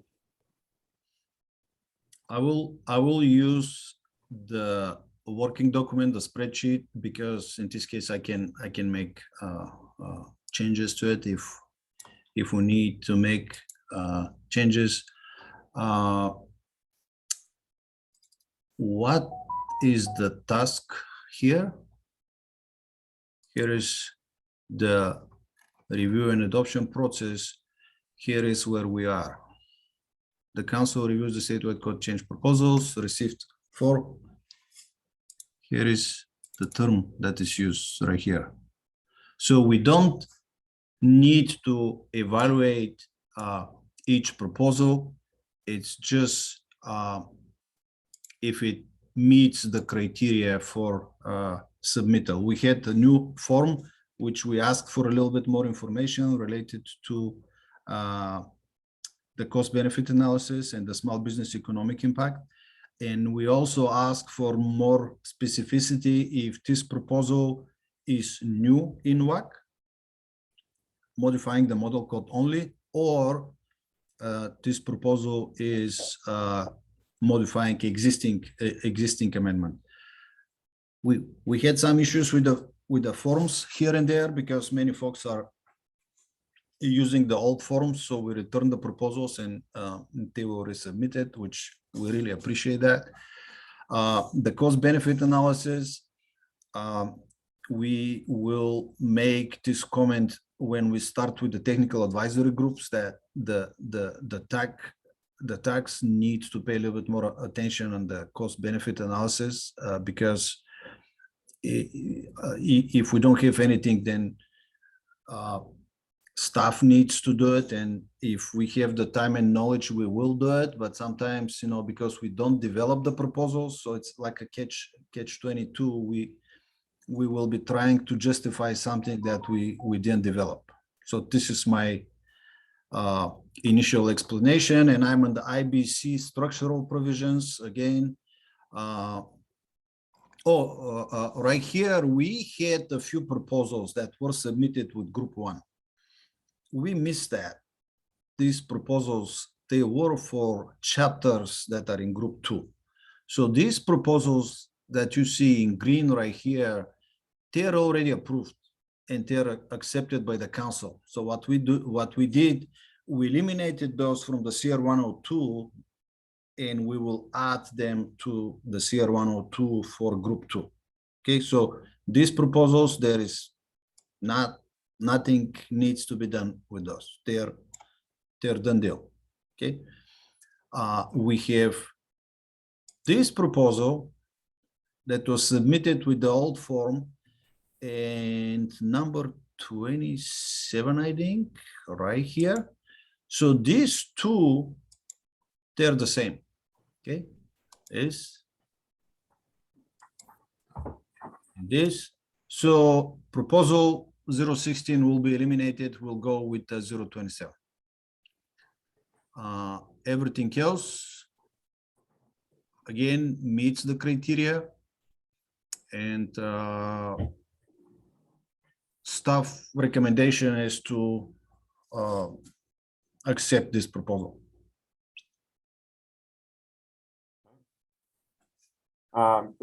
Do we want to go through all of these and then vote on them as a package?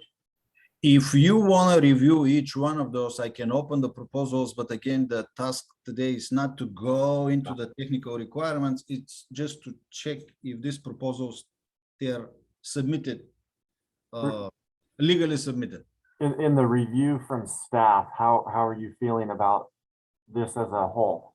Are there any that are concerns for you as far as the validity of going through the second cycle? No. Okay. No, again, there are some proposals that I'm sure the technical advisory group will ask for more clarity from the proponent or more data related to the cost benefit, but that's not our role here today, though, so we can let that play out. Yeah. So are the other members of the BFP okay with just kind of doing a quick overview of the package as a whole, and then we'll vote on it as one thing to push it to council to send it to the TAG? We good with that? Yes. Okay. All right, excellent. Okay, go ahead and continue, Stoyan. Existing building code. We have a little bit more as a number of proposals. There were two that we returned for a little bit more information or using the old form, but everything was resubmitted. So whatever it's filed here meets the criteria. So staff recommends just accepting the proposals. And again, there are some, here and there, not really mistakes, but probably needs more clarity, but we'll get there. The biggest issue, I would say, is that the cost benefit analysis, when it says, okay, is there a cost associated with it? And many folks are saying no, but they don't provide any additional information. But again, this will be taken care of during the technical advisory group. I think for group 1, we a little bit underestimated this cost benefit. It was okay with the fire and the building code, but you all see where we are in the energy code. So, if we pay a little bit more attention up front, then it will be easier for staff and the council members when we get to the last meeting when the proposals will be adopted. But currently, I think it's good enough. Again, if you want me to open something specific, there are links here, so I can do it. If not, I can move forward to the residential code. Okay, the residential code. Again, we don't have many. We have 2 right here: electric vehicle supply equipment, and we have, I think we had one more for electric vehicle. Yes, right here. This one is kind of close to one of the old drafts that were discussed when we started with the electric vehicles that hit, the initial proposal, if you remember, was for 1 and 2 family dwellings. So it's not the same, but it's close to the language. This proposal has very detailed data related to the cost benefit. So two proposals we have here. Two proposals, new appendix W, new appendix W, but they are different proposals for different requirements. So we need to find, I mean, I guess we don't have enough letters to fit all appendices. So that will be a little concern, but we'll figure that out. If you don't have questions about the residential code, I can move to we. Okay. 3 proposals. You see, Micah he's been very active on that. You know, Micah everywhere. So thank you. That's a big time, you know, spending on this. So I appreciate it, Micah. 3 proposals. This is the big one, the first one right here. We have one spreadsheet worksheet in section 302.2 and the mapping again 302.2. This is a statutory mandate. I asked Dirk if he can provide a little bit more legal advice on, you know, you all know that there are some, I wouldn't say conflicts, but some funny language in 2 RCW sections.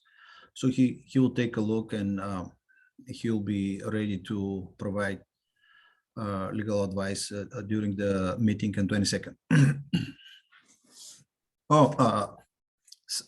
Something that for the residential code, Micah had a proposal that wasn't submitted, or it was submitted early and we didn't include it here. So on Monday, we will research all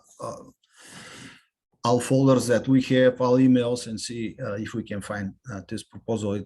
Micah was for lofts, right? R326. So we will research that. Yep, it was for lofts, and hopefully it can be found because it was a huge proposal. So lots of work went into that. Hopefully it'll be found. Sounds like I'm going to be involved in this a lot. As you see, a lot of these are WABO, or, you know, I had other people put their names on them. So they're not specifically for me, but I am the chair of the WABO Technical Code Development Committee. So sadly, 90% of the proposals have me involved somehow. 99, I would say.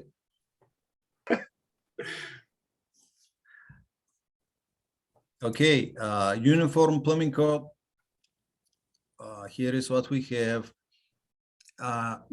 There was, I didn't receive any formal proposal, but there was some suggestion about clarifying the language related to Appendix U and Appendix V and section 29. Oh, what was the? Can't remember the exact number. 2904, I think.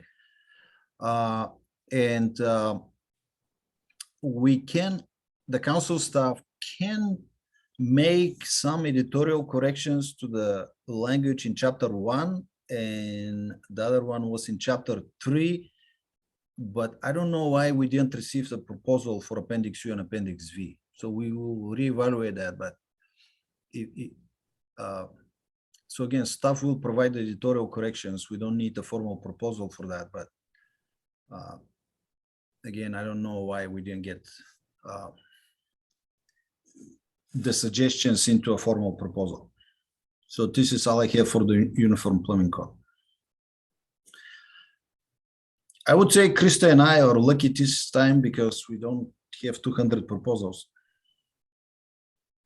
She's not because she has about, I don't know, 80 for the energy code. Mechanical code, what we were not discussing this. Okay, so we're done.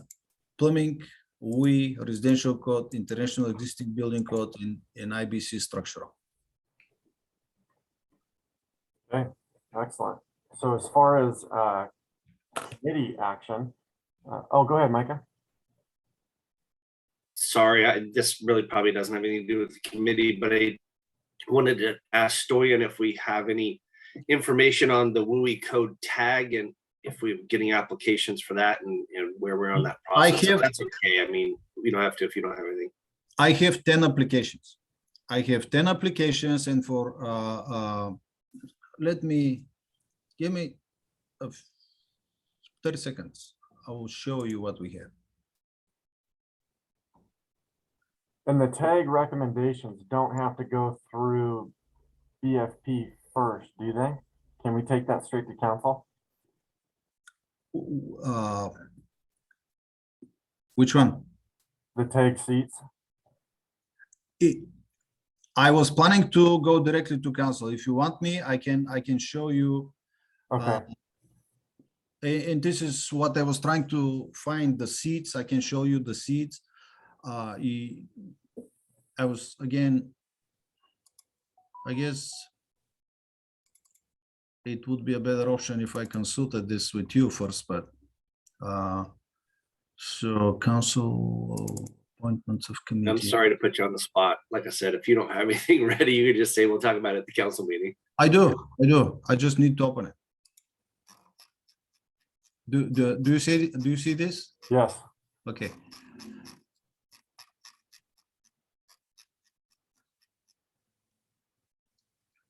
Okay, so here is the list that will be proposed for the council. And again, if you want to weigh in on this, sure.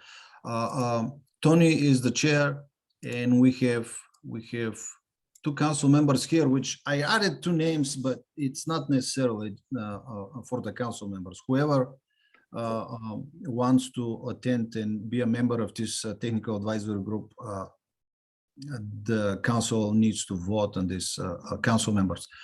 Everything else, again, I have 10 applications, but first these seats, they need to be approved by the council before we start reviewing the applications.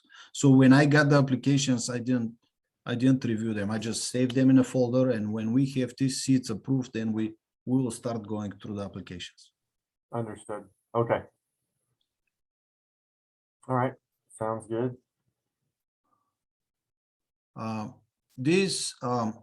Ray was in charge of this, and although I'm mad at him, I'm still mad at him. I trusted him, so everything that he gave me, I have right here.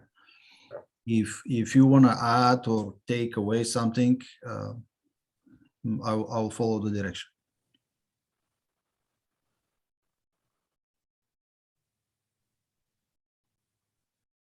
Micah, you're muted, Micah. Sorry, I muted myself instead of unmuting. Am I counting 14 seats and 3 council member seats? Is that correct? The council member seats, again, we can have up to 7 council members here. Okay. So the council members, they can attend the meetings, but they cannot vote if they are not appointed specifically by the council. Okay. Like, I made that list kind of big just to make sure. I don't think we'll fill all of them, but at least we have enough people in the room to make some good informed decisions. No, that's fine. I think it's good. I believe there's enough people on this call or that are in the know that know we need seats filled. I think we should get this filled, and I will reach out to my network again and request some applications. So, and I'm sure Ken or Tony or who else is on? Dave, so even Andrew. we have more than 14 actually. So see, we have building official each side of state. We have building official, which should be here west side of state. And then we have fire marshal, which is east and west. So we have 2 seats here. Okay. Right here. And then we have county, city, we have east and west. So we have 2 seats here. Home builder, general contractor, fire chiefs, and we have east and west sides of state. So we don't have 14, we have like 17. Okay, yeah, and that gives us a broad enough representation of people, I think, to get a good group of people, and I think that's the idea. So I don't think that would be a problem. That sounds good. Again, if you feel that we need to add more, then we can, or if you want to take out Ray's intent for adding east and west side, which I agreed with, was that you have different issues on the east and the west side. So it's not for political purposes. It's just because you have different issues with fires on both sides. Okay, sounds good. Well, let's, Micah, do you have anything more to add on the WUI group? No. Come on, Micah. I guess for me, I would like to see more public positions of some type, whether that's an additional residential builder or contractor or something else. It just seems like this is very, let's just say, government agency oriented. But I don't have a recommendation on what that would be, whether that would be an additional residential builder position or something like that, designer or something else. That's my only thoughts on that. I don't, obviously we'll get applications, but I want to make sure that if we get, say we get 5 or 7 or 8 or 10 public type applications, that we make sure we have positions for them. And what I'm seeing on the list is that we technically would not. So I don't know if we can adjust that or not, but that would be my preference. We can also have alternates as well. Sure. I say we put alternates on there. Old habits. What if we did this? What if we did for general contractor, for home builder, and for general public, we added east and west? Then we go from 3 to 6.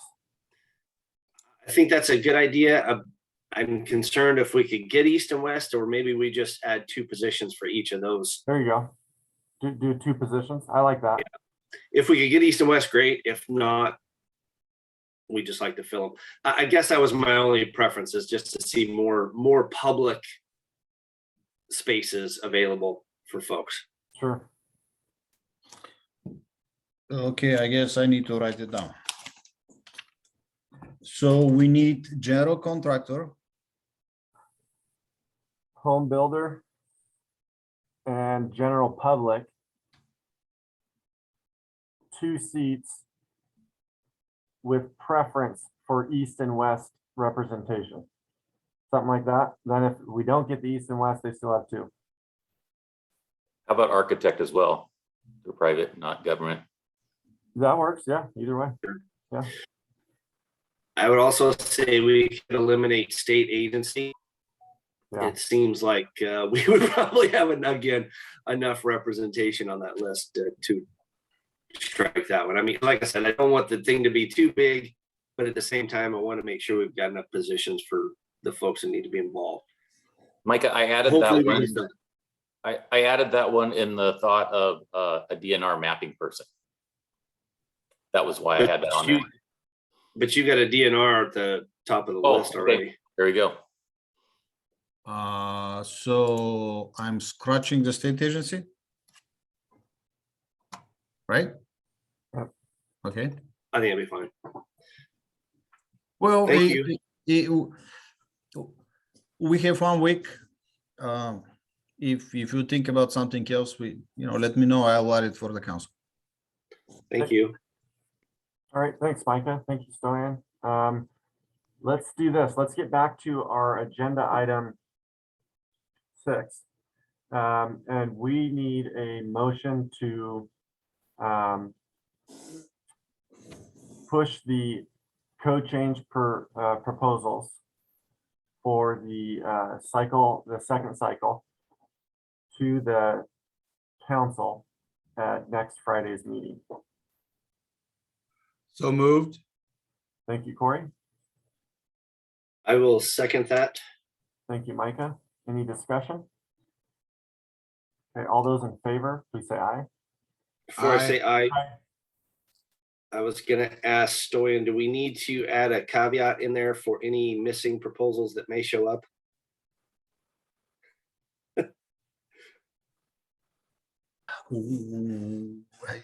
Well, I mean, I will add the proposals anyway if they show up. Okay, that's Uh, fine. Then I'll vote in favor. We're good. I think the pot is right and we'll move on.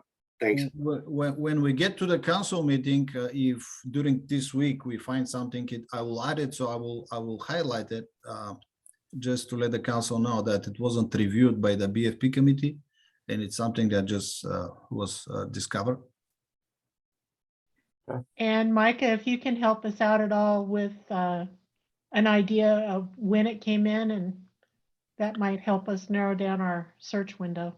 Sure. I'm concerned that it was a missed attachment, honestly, and we may just have to push it to next cycle, and that sucks, but oh well. That's technology, happens. Okay, very good. So Micah's aye vote continues on, and any against? Okay, motion carries.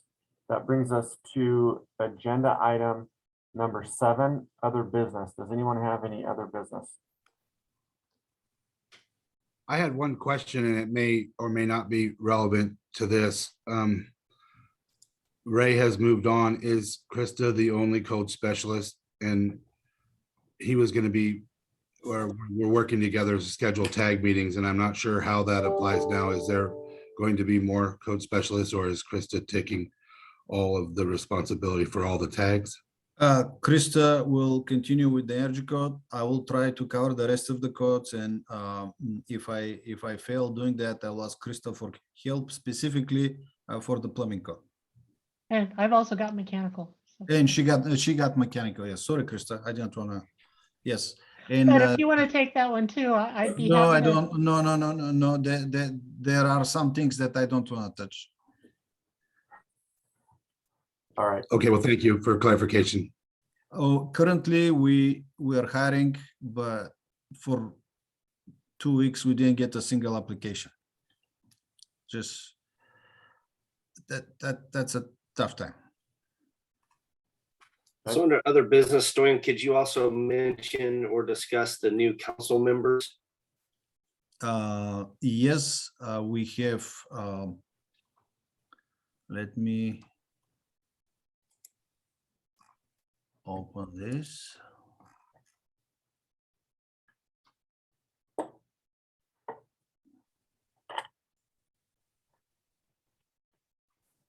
Okay, and I will share my screen.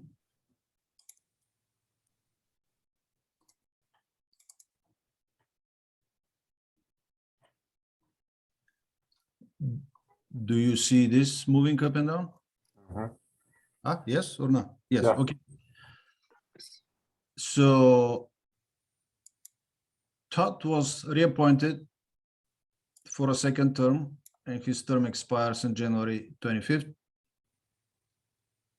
Tony was reappointed, and his term expires on January 25th. Roger is the new council members representing structural engineers. He replaced Robert Graper, and his term expires on January 25th. And we will have a little window for introduction during the council meeting. Matthew is representing city elected officials, and he is from the east of the Cascade Crest. He's replacing Phil.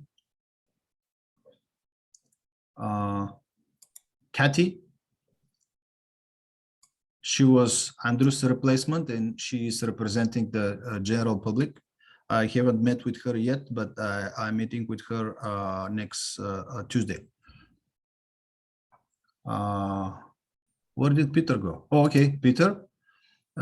He's representing community with disabilities, and he is from the east of the Cascade Crest, and he introduced himself during the council meeting, and I'm kind of impressed of the with the new council members, because they reach out and they ask questions, and we meet and we talk. So it's not the best time to start a new term right before the